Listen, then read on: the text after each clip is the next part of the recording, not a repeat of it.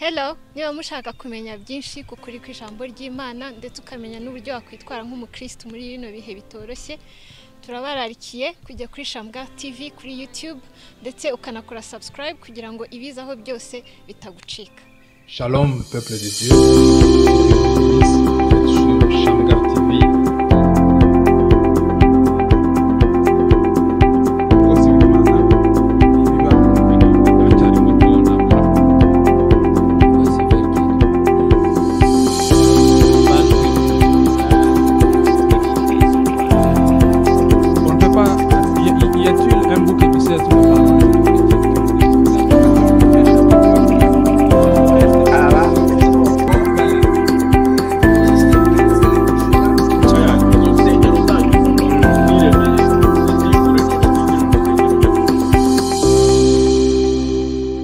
Shalom, Imana ibaho umugisha. Twongeye kubaha ikaze kuri Shamgar TV. Amen, amen.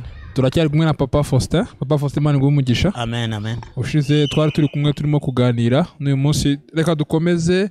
Nizere ko umeze neza. Tumeze neza. Uyu munsi twumvise ikibwiriza cyiza cyane. Kitwereka au-delà du Jourdain. Au-delà du hakurya ya Yorodani. Ibintu byari bimeze neza cyane. Rwose mu by'umwuka turabyibushye. Amen. Imana ishimwe. Nizere ko no mu mubiri nabwo sava nta kibazo. Nabwo nta kibazo, buryo umwuka niwo w'ingenzi. Neza no mu mubiri birajyanirana cyane. Ubushize twari turimo turaganira kuri extremisme cyo wese gukabya. Ndabizi ko ababa icyo kiganiro bahawe umugisha kandi nabo bazabikubwira. Uyu munsi ndagira ko ndashaka ko dutera indi ntambwe. Turi mu maseanse menshi tuganira namwe na Papa Faustin. Munyarwanda baravuga ngo utaganiriye na se namenye icyo sekuru yasize. Niyo mpamvu tuganira n'abakuru kugira ngo tumenye ukuri, batwigishe ndetse yaze ubwenge nk'uko bikwiriye. Umunsi nashaka ko tuganira kuri relation cyangwa se ku mubano hagati y'umwana na se.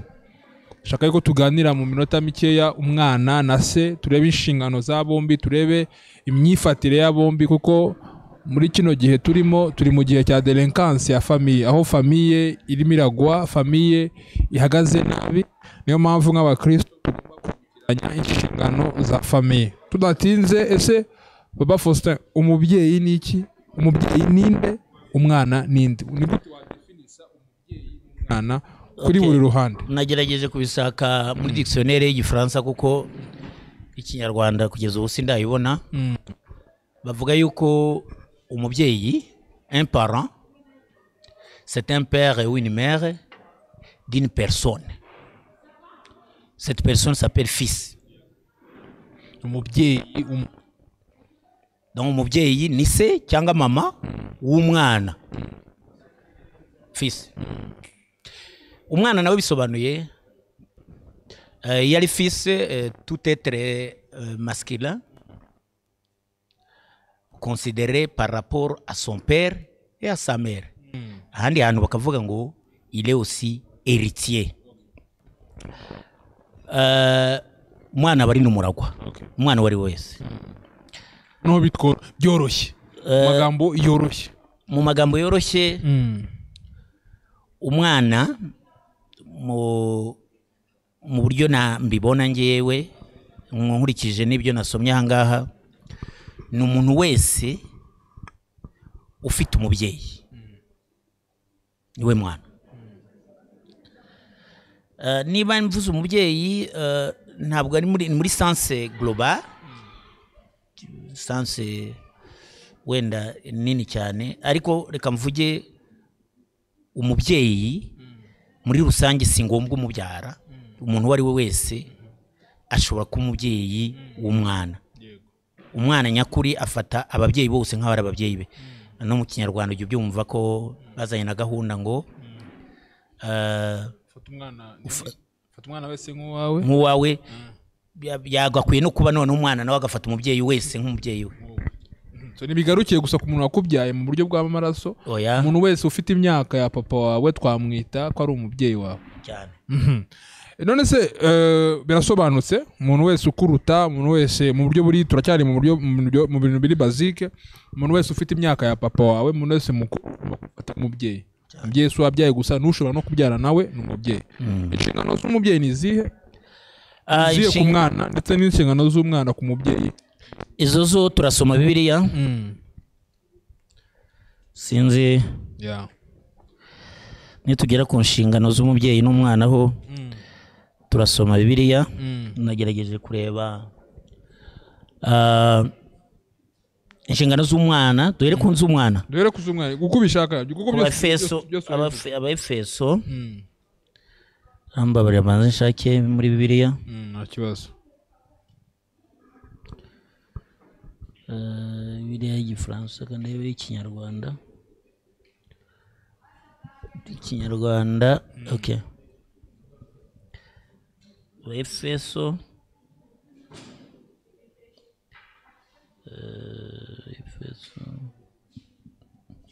okay. N'Abaefeso igice cya 6 n'umurongo wa mbere. Ubwo ni inshingano z'abana. Bana mujye mwumvira ababyeyi banyu mu mwami wacu. Amen. Kuko ari byo bikwiriye. Wubahe so na nyoko, iryo ni itegeko rya mbere ririmo n'isezerano, kugira ngo ubone amahoro uramire no mu isi. Aho n'umurongo wa mbere, inshingano z'umwana agomba kubaha ababyeyi kuko abifitemo inyungu ko bizanatuma arama. Niko Bibiliya itubwira. Yego. Azagira amahoro anarame. Yego. Iyo promesse ni itegeko, bimategeko. Ni itegeko ariko harimo n'isezerano noneho ryo kurama no kubaho neza. Ni naryo tegeko ryonyine rigira isezerano. Urakoze. Wenda no mu Bakolosayi naho arabivuga. Naho hari icyo avuga. Bakolosayi urambabarira mbashake. No, ijambo ry'Imana turagomba kuryumva kugira ngo dufashwe byo bwiza. Bakolosayi naho ni igice cya 3:20. Gatwasome. Bana mwumvire ababyeyi banyu muri byose. Muri byose. Kuko ibyo ari byo umwami ashima. Mubumvire muri byose. Muri byose. Okay. Komeza Papa Faustin. Negereje aho izo ni inshingano z'umwana. Izindi za gukurikira n'iz'umubyeyi nazo. Mu Bakolosayi baravuze ngo mubaye muri byose. Yes. N'ahantu numva yuko papa yakosheje ari mu ikosa nemeranywa nawe, nkomeze mwumvire ko ijambo ry'Imana ribinsaba. Ndumva icyo gifite chapitre yacyo turize gufataho tuko kugipresipita tubanze turangiza ibi kuko ndumva turaza kugera mu nshingano z'ababyeyi. Reka tujye no mu nshingano z'ababyeyi. Reka duhere aho ngaho mu nshingano z'ababyeyi naho ndebe hariya mu Bakolosayi unye afite umurongo wa 21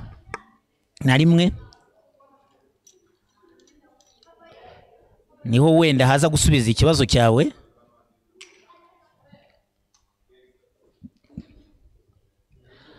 Haraza gusubiza wenda n'ikibazo cyawe mu rundi ruhande kuko ndumva ikibazo warubajije kigiye guhura n'ibyo hano bagiye kuvuga. Base kuvuga ababyeyi nabo. Yego. Nimukarakaza abana banyu batazinukwa. Kuzinukwa ngira ngo arabizi. Yego. Umva tugeze mu nshingano z'ababyeyi nabo. Okay? Ubwo hano mu Bakolosayi baratubwira ngo babyeyi namwe nimukarakaza abana banyu kugira ngo batazinukwa. Reka dusubire hariya ku Baefeso 6 naho 2 yabivuze naho kuko inshingano yagiye zibakurikiranye bombi. Ariko kenshi tukunze kumva iz'abana z'ababyeyi nizivugwa. Turabigeraho. Turaza kubigeraho. Abaefeso 6.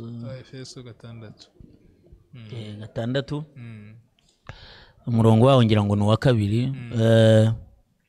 Abaefeso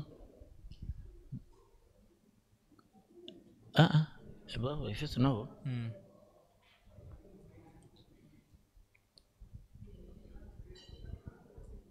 okay umurongo wa 5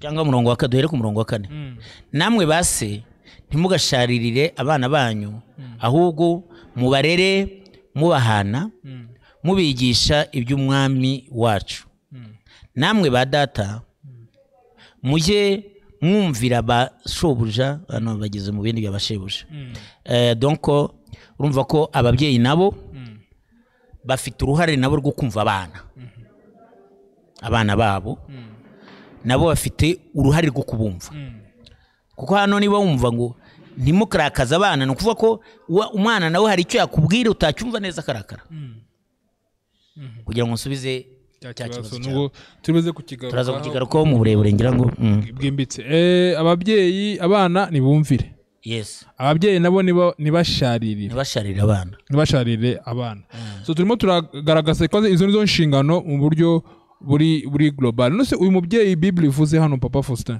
nukubyara gusa cyangwa na wa wundi dufata nk'umubyeyi wakubyara nawe ugumugomba ibingibi erega ntabwo ubyeyi bwirimita kubyara gusa umubyeyi mwiza abana bose nabi n'umwana mwiza nawe ababyeyi bose nabi two kurimita two gushyiraho za limite ntabwo kuvuga ko wamubyaye ari we mubyeyi we gusa aho umwana aba yihaye limite zitari nziza ahubwo umubyara hamwe n'abandi babyeyi bangana nawe bose n'ababyeyi be kimwe n'umwana n'umubyeyi nawe abana bose bangana nabe nabo n'abana be très bien merci beaucoup Papa Faustin hano turi kuvuga generation ebyiri zitandukanye yego hari umwana hari umwana ari nase yego twavuga ko hakunze kugaragara conflit hagati y'izo generation ebyiri kuko urumva n'abantu babiri batandukanye umwe agomba kubaha unagomba kudasharirira si yo conflit si yagaragaramo mu bushakashatsi bwanjye nasanze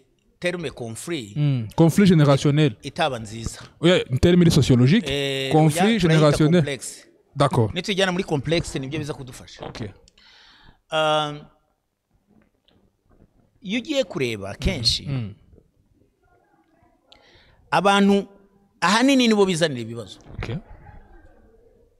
nibo bizanira ibibazo mu myitwarire yabo kubera iki kubera uburyo bitwara imbere y'abantu ndatanga urugero ruri hafi niba jewe nzaba wo kuzajya ntuka buri mwana wari wese anyuze imbere nka mutuka kunyubaha kuzaba guke cyane ariko nkuko twabibonye no mu kibwiriza cy'uyu munsi niba umwana agize ikosa cyangwa akoze n'ikindi kintu icyo ari cyo cyose kidashimishije hari uburyo namurebamo kandi nkamufasha rero niba icyo abantu bita conflit cyangwa izo za complexe zizamo kenshi ziterwa n'abantu nabo uko babyitwayemo ntanga urugero Levi ukoze icyaha runaka ikosa rinababaje rirakaje cyangwa nkuko bavuze uyu munsi abantu bakuvuze bati Levi twamufasha sambana n'umuntu urugero ndagiye Levi wamusambaje we ibiki byose sinigeze nakureba sinigeze numvise amakuru njya kukureba njya kubwira ariko niza nkakubwira ni Levi tuganire Levi amakuru yawe ni meza hari umuntu wakumbwiyeho ikintu runaka kimeze gutya kandi bishobora kuba bifite n'ibihamya nyabyo ese koko Levi byaba byarabaye kuko ikibazo dufite hano gose ari ababyeyi ari abana abo bose bafite ikibazo kimwe cyitwa approach senzi ijambo rya approach ko twaryita uko bakemura ikibazo uko begera ikibazo ko wegera umuntu abantu bose hazamo conflit ubundi ntiza ipfa kuza gutya abantu nibagira conflit batavuganye ahubwo abantu bagirana conflit cyangwa bakagirana utubazo ari uko bagerageje guhura rero muri uko guhura kwabo iyo approach ishobora kuza mu kibazo approach niyo ifite ingenzi niyo wumva n'abantu benshi bagita ngo za conflit bakajya kuziririmba ngo conflit zarabaye nyamara baririmba izo conflit kandi wenda ari nawe wayizanye kubera approche mbi ukuntu yegeye uwo muntu ese yamwegeye ate ese yamugaragaye koko nk'umubyeyi ushaka gufasha umwana cyangwa yagiye ari urwana atongana ibintu bicika ari umuswa murusha ubwenge muri sanse iyo bigenze gutyo rero umuntu nk'uwo nta kibu kimufashije aracyari umubyeyi aracyari umubyeyi udafite maniere ariko ni umubyeyi muri kadre iyo ngiyo umwana ararenganishwe garagaragaye ko arakumbyaje umwana akora iki umwana akora iki ararenganishwe approach yari aratutswe ntacyo yari yakoze umwana akora iki reka nkujyane muri Bibiliya gatoya ntabwo uwo murongo nawuzanye ariko ndawuvuga umwana wa Salomo umuntu umuhungu we w'imfura Absalom umwana yitwa ngo iki Absalom yari wa David yari wa David n'ubundi Absalom yego niwe w'imfura mushiki we yagize ikibazo aza kuba violé na musaza we yego musaza mukuru muhungu wa David bamuregera se bategereza reaction ya se reaction ya David ntayo biramubabaza washobora kuvuga ngo David yabaye umubyeyi gito kuko bamuzana ikibazo kandi cyari seriyo ntiyagikurikirana bose bari abana yego ariko uriya kuko we yari mushiki we direct undi we yari wo kwa nyina wabo ariko undi we yari direct byaramubabaje abika iyo nzika plus tard aza kwica uwo mwene se passer makwica mwene se ahubwo azana kuzahigana se nawe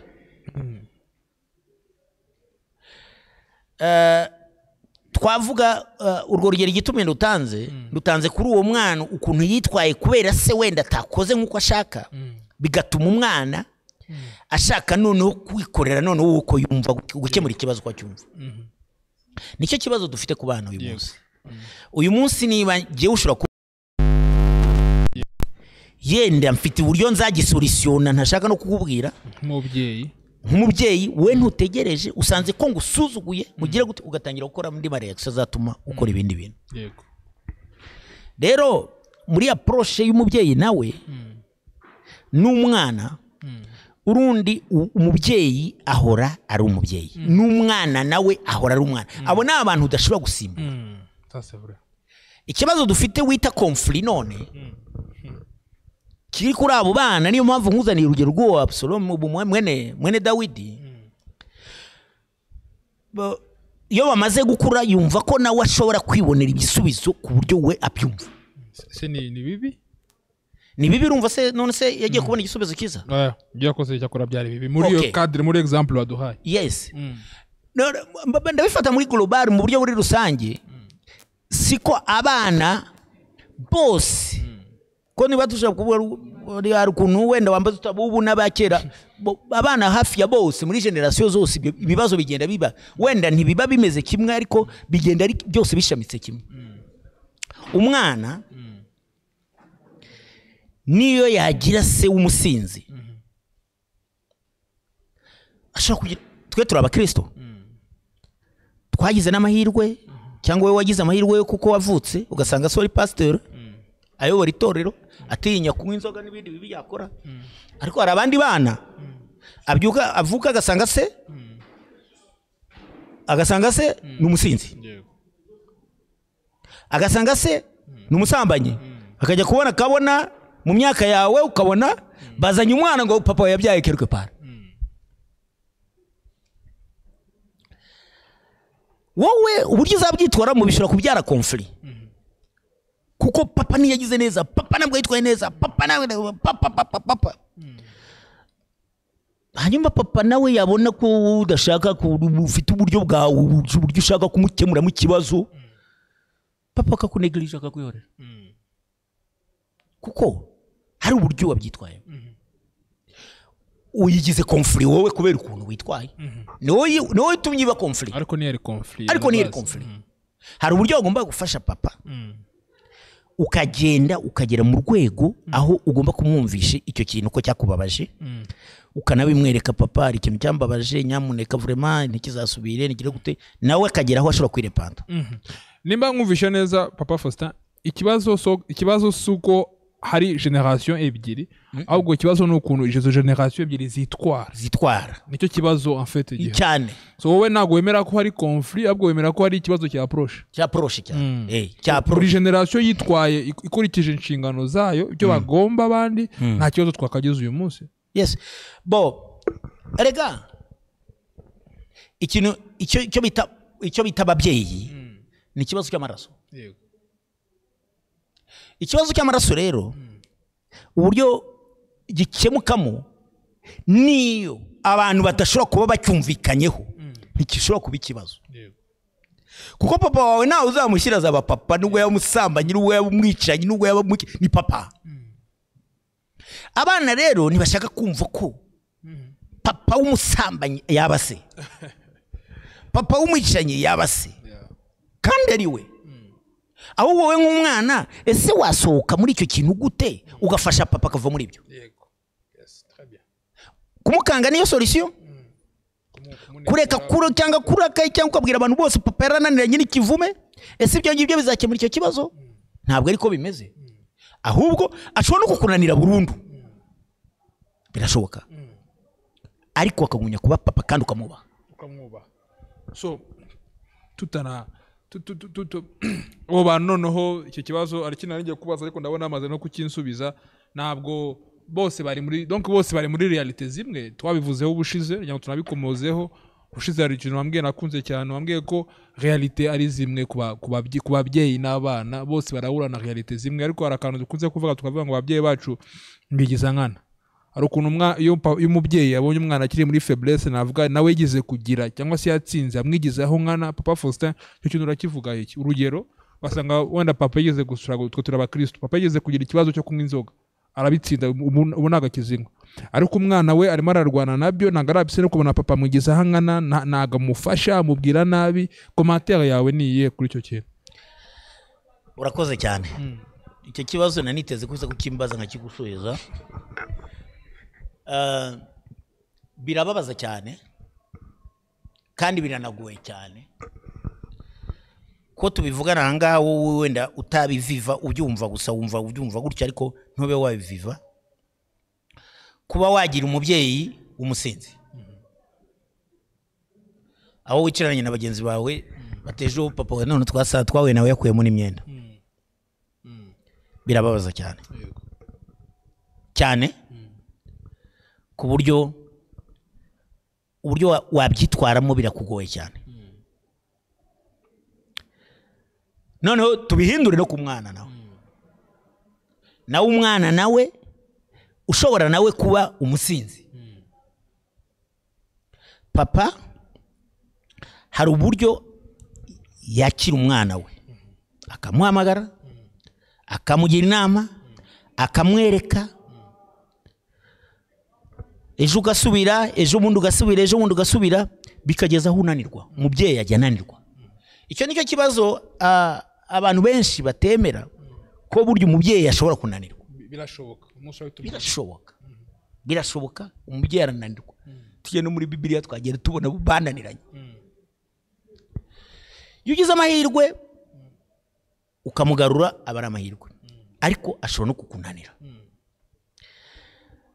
wenda ufite na approach nziza pe ariko umwana akakunanira rero muri iki kibazo cya wombajije ntabwo unaniwe wese cyangwa udutsinzwe wese gutsindwa no gutsindwa iyo umuntu yatsinzwe yaneshejwe impamvu zose yatanga ibiki byose yatanga ikigenzi uko yaneshejwe biba byarangiye ariko kenshi abana nabo barananirana bidaturutse no ku mubyeyi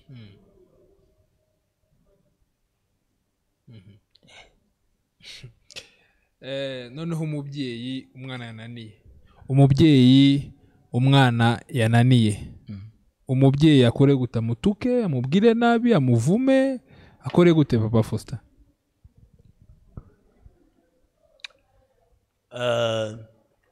abenshi baranabavuma. Yes. Yeah. Kandi sinzi ko ari nikosa kuko tuza bagiye bavumwa muri Bibiliya bye yamunaniye akamuvuma. Nabyo amunaniye akamuvuma umubyeyi ngiye sinamurenganya. Ntabwo namurenganya. Amunaniye akamuvuma. Ntabwo ngiye namurenganya.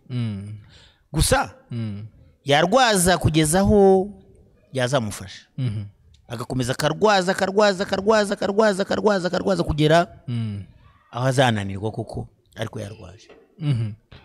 Pa Faustin, umubyeyi n'umwana niho tukiri. Ese umubyeyi ahora ari mukuri?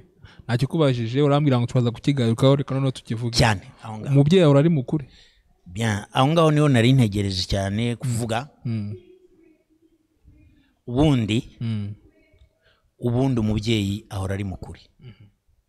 Ntabwo umubyeyi akora ikosa, ntabwo umubyeyi ashobora kwibeshya, aba ari mukuri mu essence.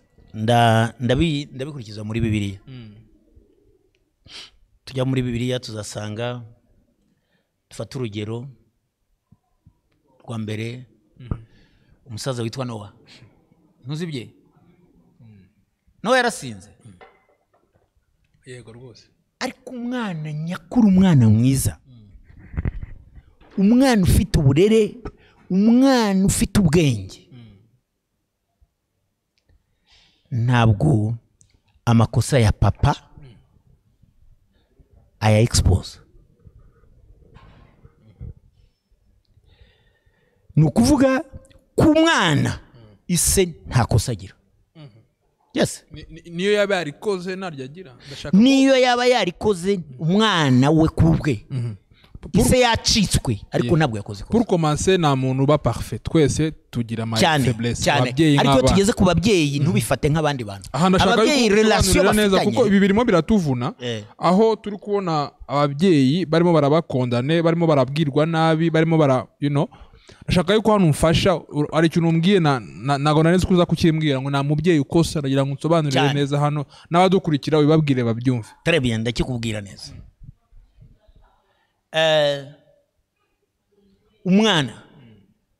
Umwana muto niyo mpamvu Bibiliya kenshi ishaka kutwereka ko tugomba kuba abana bato cyane, kuko umwana mutoya we ntabwo azi ikosa rya papa. Utangiye gufunguka yatangiye kumenya ubwenge yari kuri cya giti cyo kumenya, ni utangira kumenya ko ari umunyamakosa. Sinzi ubyumva. Iyo rero we wanabimenye ubona hari utudefo papa afite rwose wamufasha, ariko ntumufashe nk'umwereka ko ari umunyamafuti. Ni bya bindi bya approach ngigarutsemo. Shaka kubona nka papa wawe afite ingeso, urugero n'umusinzi, tusubire kandi umusinzi. Nugenda buri gihe ubwira papa wawe wowe wamusinzi we, ntukamvugisha wamusinzi we, umva wamusinzi we, ntacyo uzamufasha. Ariko ushobora kugenda buhoro nk'uko umwana wa Abrahamu yamufashije. Turi mu butumwa, sinzi niba ubyibuka. Urabyibuka? Nibutsa n'abari dukurikiye wenda ngiye Frère Abrahamu yigeze kubeshya. Amaze kubeshya aravuga ati bari bamuhamagaye yarafite ikibazo muri polisi, ngira ngo bamuhamagaye arababwira ati abantu b'imisoro yamushyiraga b'imisoro n'ibiki, arababwira ati babwira ko ntahari kuko nako baravugana arangije mva mujena yongeye guhamagara ngo niwe asa n'ugiye aravuga ati babwire ko ntahari, abwira umugore ati babwire ko ntahari. Umwana telefone irahamagara, umwana aritaba aravuga se papa mbabwire yuko agira ikiri ruhande ati papa mbabwire ko udahari. Ise byaramubabaje cyane. Urumva ko umwana yakosoye se niyo approach ubundi umuntu agomba gukosoramo papa we. D'abord papa ni umuntu uri mu rwego rwo hejuru cyane. Sinzi ukuntu ushobora kurwumva umuntu w'umubyeyi urwego afite n'uburyo umukosoramo busaba ubundi bwenge buhanitse bwo gufasha papa. Ariko approach yo muri iki gihe cyangwa n'izindi za nkuko navuze ko aba Dawidi n'abandi n'abahungu be approche zabo ntabwo zagiye zitanga umusaruro ku buryo ushobora gukosoramo papa niyo yaba yakoze ikosa d'abord papa mwereke ko adakosa gute uwo mwana niko yabwiye Branham mbese yaramubwiye ngo papa mbabeshye sigoro cyo dufata papa mbabeshye oya yavuze ati papa no mbabwira ko nabo mbabwira ko dahari ariko nuzubwira papa ngo papa uzikura umubeshyi uzikugira gute ese urumva ari approach kuko wajya kubwira papa wawe ariko hari uburyo washaka kumubwira utari ko kiriya kintu kiriya gihe bavuze buriya cyangwa wakoze ugaca nk'umurugero nk'urugero nk'umwana nanone yigeze gukosora se ase tugeze aho ngaho ise yari umusinzi Frère Branham arabitubwira umwana yaje adandabirana noneho ise aramubwira ati uragenda utesha abandi baramubwira turagenda ute ati ngenda nka papa ise abyumvise ati ese buriya nanjye ni kuri yanjye ngenda ise byatumye yikosora kandi nta jambo mubwiye nibwo buryo niyo approach yo approach umubyeyi ni uburyo bwo kumugenda indirectement ukamufasha so magambo wavuze uvuze ko se yakosheje ni ubukosheje cyane muzi papa Faustin ari kutubwira hano none se mwene Noah yazize iki ise se nari yakosheje yego none se hari ahantu wasomye muri Bibiliya aho bagiye kumubwira ngo papa wakosheje ahubwo yagiye kumva yumva histoire bamubwiye amakuru hakora n'umuvumo rwose ariko bamubwiye amakuru nespa Bibiliya siko tubwira hari wagera amubwira ngo papa ngo ejo wari wasinze ngo hanyuma bigenda gute ahubwo bagiye kumuha inkuru papa ejo habaye ibi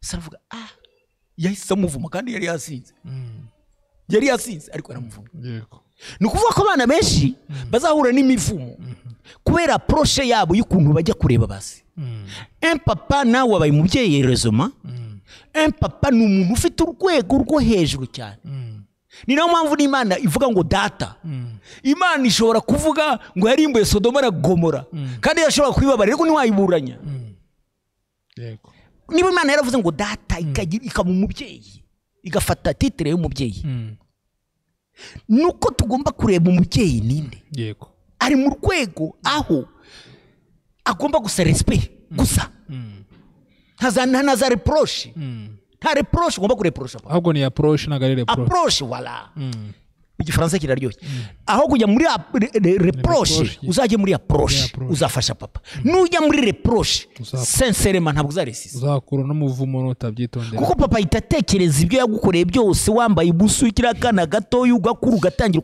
kumucyaha papa kibaza none uyu mwana ni impoli uri impoli gira approche ureke kugira reproche nta mwana ureproche se ikibazo cyane ngiye kukubaza Papa Faustin umwana warenganyijwe mu bigaragara warenganyijwe n'umubyeyi abigenza ute eriko ko Dawidi yari yarenganijwe woga Dawidi yari yarenganijwe njye nafata example zo muri Bible yari yarenganijwe se umubyeyi yarenganyije umwana mu bigaragara na reaction se yigeze akora kandi mushiki we baramuviyoyewe no musaza we kandi David yabigizemo n'uruhare n'uza gusoma iyo histoire David yabigizemo n'uruhare amubwira ngo genda ujye kumuha musaza wawe yanze kurya kubera wowe urumva umwana yabifashe peut-être ko ari complot yase nkawe tujye muri analyse gatoya mu kiganiro cyacu reka tujye muri analyse ese uriya mwana nka musaza we ntiyabonye ko sera bifite mu ruhare vraiment ese iki kintu papa yavuze akayensista ngo nagenda agiye mu bijyane none akaba yagize gutya ese papa ntabwo ashobora kuba ari muri iki kintu yego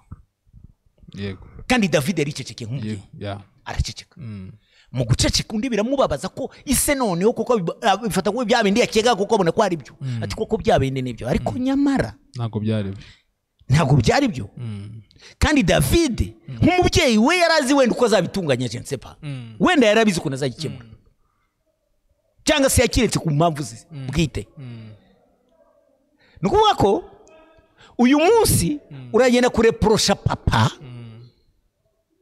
ugatangira kureprocha papa nyamara rimwe na rimwe ugize approche ikintu cyakubabaje ukagira approche nziza ushobora kumufasha utagiye umureprocha parce que icyo nanga nashaka kukwemerera kandi ntuzanagikore no kujya kureprocha papa so na mwana ureprocha ne refait pas n'ababikora bose urababujije. Ni amakosa baprosha papa niba muri prosha. Très bien. Papa Faustin aratubwiye nta mwana ureprosha se aramwaprosha. Voilà. Yaba ndi kumwe n'amajene bari kukabiriza ibindi byinshi ariko ngewe personnellement ndabona twasoreza aha ngaha. None si yo bagiranye ikibazo hagati yabo ubwo ni approach n'ubundi kuko nabonye kiganjaje kizingiye kuri approach nibagirana n'ikibazo ni approach umwana na se bagiranye ikibazo ni approach n'ubundi ni approach papa nawe agomba kuzagira approach zuko yakwakira umwana n'umwana nawe niba ari ubabaye parce que turi n'abakristo parce que nitu turasubira none icyo butumwa buvuga uwari wese afite inshingano zo kujya kumureba. Nibyo tubona muri Bibiliya no butumwa bombi bafite inshingano ko noneho n'abakristo abakristo noneho uzatanga undi cyangwa bagomba no gutanguranwa kujya kureba undi kugira ngo barangize icyo kibazo. Umwana none wivumbura c'est encore pire. Umwana wivumbura kuri se papa yakoze biriya sinzo yando kumuvugisha ni kivume d'office.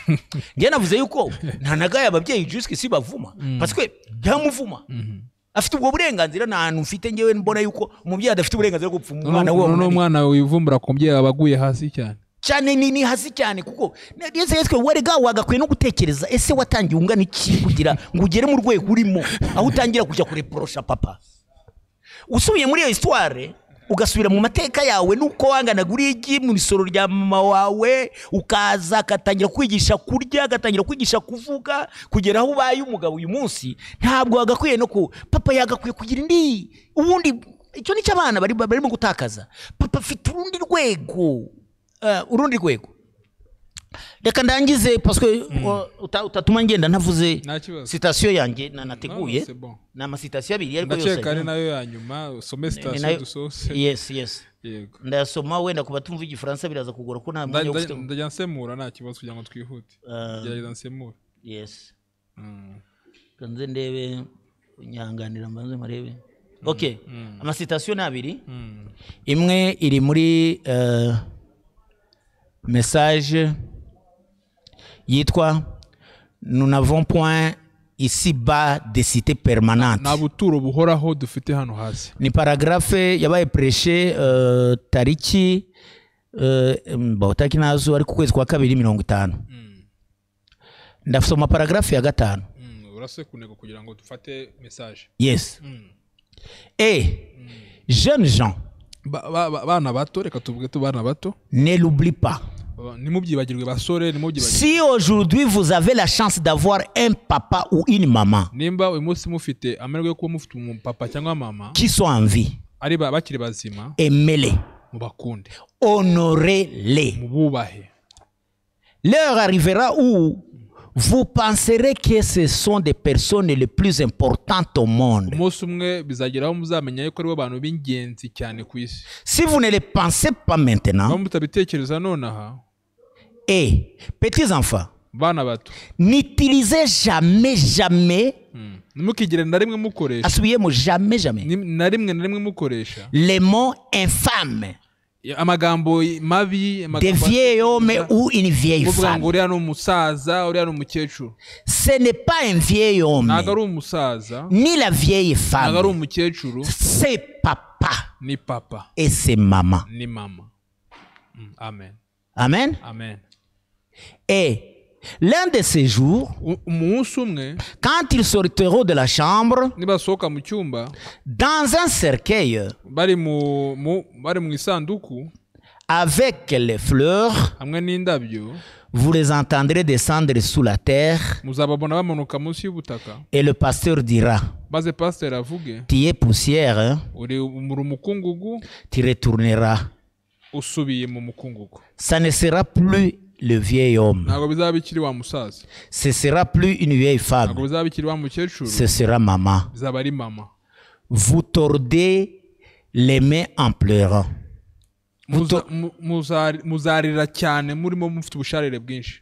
C'est vrai. Et la meilleure fleur que vous pourriez leur offrir, c'est l'obéir. c'est la première promesse de la Bible, niryo sezerano rya mbere rya Bibiliya, le premier commandement avec la promesse. rya Bibiliya rifite Honore ton père et ta mère so na nyoko afin que tes jours se prolongent dans les pays que l'Éternel kugira ngo uramire mu te gihugu donne. Imana yawe iguhaye. Amen. Amen. Birumvikanye vraiment. Très bien. Uwa kabiri noneho turangiza. iri muri histoire de ma vie. Amateka y'ubuzima. Prêché le 15-4 avril 51. Kwa 4/15 51. Paragraphe 18. Regardez, Nitegereze jeunes enfants, bana bato, jeunes gens, basore, peu m'importe ce qu'il y a, icyaba cyabaye cyari cyo cyose, ayez toujours la considération pour votre père icyaba cyabaye cyose mwubahe papa wanyu et pour votre mère. mwubahe mama wanyu. Je pense que l'une des choses les plus horribles ikintu kibi cyane que je puisse entendre nshobora kumva les petits enfants dire ni ukubona abana bato bavuga, et des jeunes gens, abantu b'abasore bavuga, c'est le vieil homme, uriya ni umusaza, c'est la vieille uriya ni femme. umukecuru. Écoutez, Mwumve, ce n'est pas le vieil homme, ce n'est pas la vieille femme, c'est votre papa, ni papa wawe, c'est votre maman. ni mama wawe. Et un jour, Kandi umunsi umwe quand vous le verrez sortir, numubona asohoka, amen, amen, c'est la même chose. amen, Ni bya bindi niko arimo kuvuga. amen. Hano barakubwira niyo yaba umunyamafuti. Erega Levi, ntabwo nta kintu watanze ngo babyarwe na so umupasiteri. Abandi bafite ibibazo babyarwa na base babasinzi ariko ni papa, ntiwamugurane, ntiwagira ikindi kintu wakora, ugomba kumwubaha uko ari. Niba ushaka no kumufasha ntushyiremo imbaraga ngo ngiye kumufasha, ngiye kugira gute, genda umugendere neza, nugira Imana biragende ku buryo byanakunanira ariko agumye kuba papa. Amen. Amen. Ni amen. Niba nakunanira azaba papa kandi yarakunaniye. Yarakunaniye. Nk'ukuntu n'umwana n'ubundi ashobora kunanira ababyeyi ariko bakiri umwana wabo. Yes. Ntabwo nateguye ariko hari undi mumama umwana we yagiye kwiga agarutse kuko yahiye yarangije aramusuzugura. Kubibwiriza umunsi umwe. Histoire nayikubwiye. Urazi yakorewe nubwo mama atakigira isura atakimeze gute, ni mama. No kujya kumuaprosha yanakoze n'amakosa yasinze. Sa n'ukwepa gatoya namara gusinduka umuhenda hende urebe ukuntu uca hirya hino nubona n'akarishyo bireke. Ubyihorere. Abafite amatwi ni bumve kandi Imana ikomeze ibayishurire. Reka dusenge, reka papa Faustin asengera abana, asengera ababyeyi, maze dusoreze ikiganiro cyacu hano. Turasenga. Mwami wacu Yesu Kristo, nanone ndagushimira ko wemeye ko uyu munsi twongera kuganira ku kiganiro cyiza kiri hagati y'abana na base. Mwami, abantu benshi bakunda kubyita conflit, abandi bakabyita complexe, ariko giye siko nabyise approach. Ku buryo babegera, uburyo baganira nabo, kenshi ari umubyeyi uko yegera umwana cyangwa uko umwana yangiye yegera umubyeyi bikunze kugira ikibazo. Nibyo birababaje cyane kuba ufite umubyeyi ukabona atitwara neza, cyangwa se umwana akabona ise atitwara neza, cyangwa umubyeyi akabona umwana atitwara neza. Ariko Mwami, uko Bibiliya itubwira, ijambo ry'Imana n'umuhanuzi, icyo tugomba gukora ni ukubegera. Tukabegera tububashye, tukabegera twabisengeye, twafashe umwanya wo gusenga no kwegera Imana kugira ngo iduhe uburyo bwo kubinjiramo neza. Turagushimira rero kubw'iki kiganiro. Abana bacu Data, twifuza kubabona turi kumwe mu ijuru. N'abana nabo nzi neza ko bifuza ko kubabona nabo, kutubona natwe turi kumwe mu ijuru.